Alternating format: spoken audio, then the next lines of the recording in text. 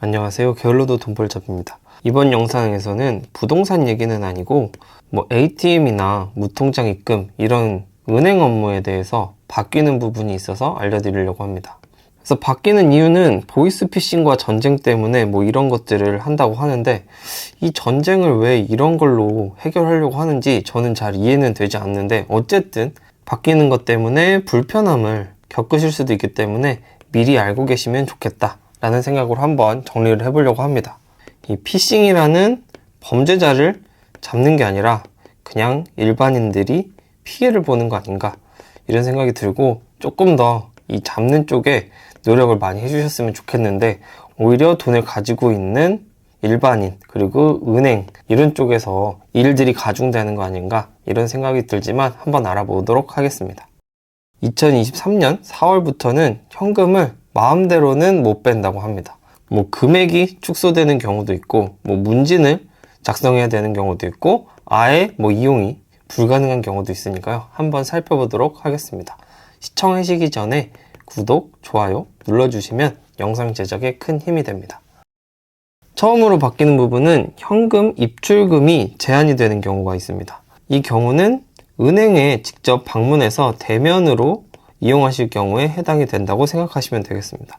그래서 500만 원 이상 입출금을 할 경우에는 문진표를 작성해서 대출이나 지인 등이 요구한 것이 아닌가, 이런 거에 대한 문진표를 한다고 합니다. 대출 같은 경우 40에서 50대, 그다음 지인이나 가족들이 요구하는 경우는 60대 이상에서 이런 식으로 문진표가 연령에 따라서 다르게 작성이 된다고 하는데, 이것도 조금 너무 일반적으로 잡아놓은 것이 아닌가 라는 생각이 들고요.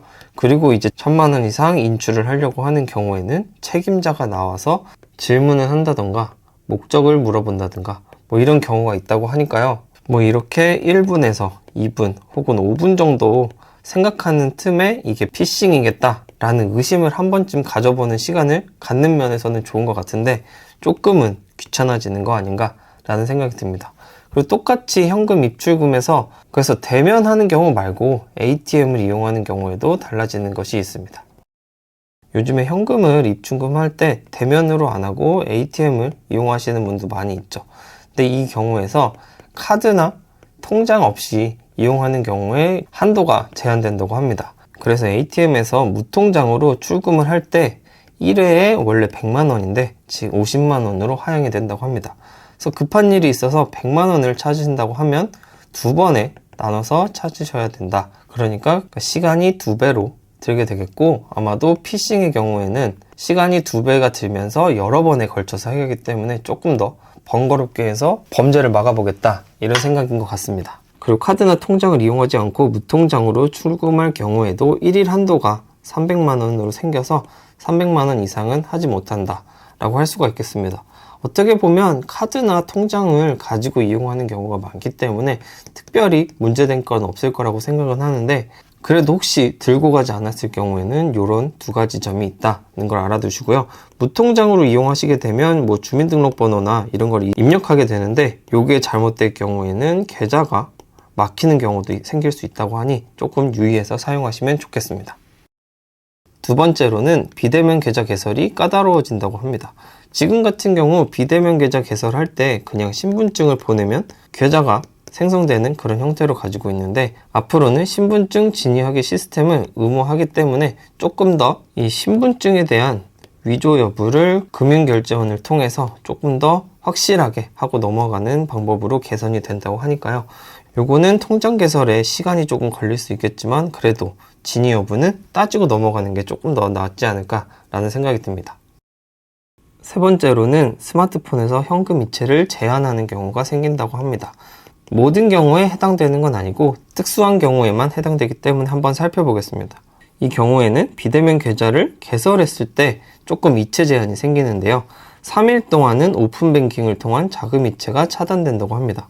그러니까 결과적으로 계좌를 만들고 오픈뱅킹을 통해서 이체를 하려고 그러면 요거는 3일 동안은 되지 않는다, 이렇게 생각해 주시면 되겠습니다. 그러니까 이 계좌를 만든 그 금융사에서는 아마도 될 겁니다. 근데 이 오픈뱅킹이라는 게 모든 곳에서 접속이 가능하기 때문에 이런 것으로 인해서 범죄에 이용될 수 있기 때문에 3일 동안은 이용이 안 된다, 이런 점을 알아두시면 되겠습니다.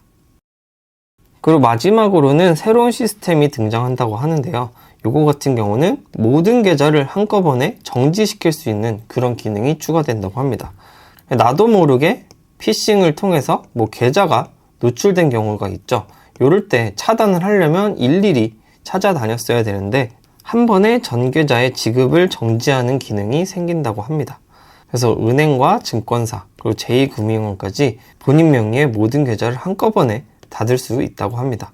그렇지만 해제는 각각의 금융기관을 방문해서 대면으로 해제를 해야 하기 때문에 요거는 조금 번거롭지만 피해를 막기 위해 모든 계좌를 닫았을 때는 한번 방문해서 본인이 사용하시는 그런 계좌들은 다시 개설하시면 되겠다, 이런 생각이 듭니다.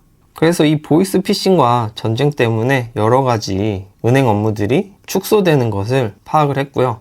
정말 이 피싱으로 피해를 보시는 분이 없으셨으면 좋겠고, 이 피싱을 하시는 분들이 없어지는 세상이 왔으면 좋겠다, 이런 생각을 가지면서 바뀌는 은행 업무 파악하는 시간이 됐으면 좋겠습니다. 유익하게 보셨다면 구독, 좋아요 부탁드리고요. 끝까지 시청해 주셔서 감사합니다.